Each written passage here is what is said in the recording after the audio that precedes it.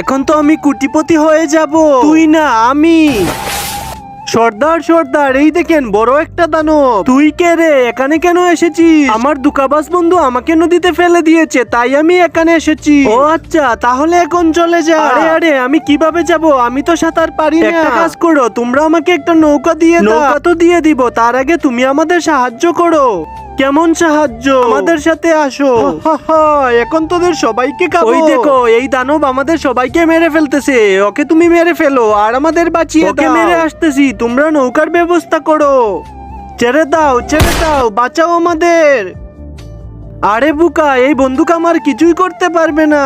আরে বাবা ভাগো, দানব আসতেছে, দানব। আরে ওই, আমি তোমাদের লোকদের তো বাঁচিয়ে দিয়েছি, এখন আমাকে নৌকা দাও। তার আগে তুমি যদি ইন্ডিয়ান হও ভিডিওটিতে লাইক করে দাও, আর যদি বাংলাদেশ হও লাইক এন্ড সাবস্ক্রাইব দুটোই করো। আর কমেন্টে তুমি যে দেশের পতাকাটা দিয়ে যাও। তোমার নৌকা এখানে তৈরি। আরে সালা, এত ছোট নৌকা দিয়ে কি হবে? এখন তোকে কে ফেলবো।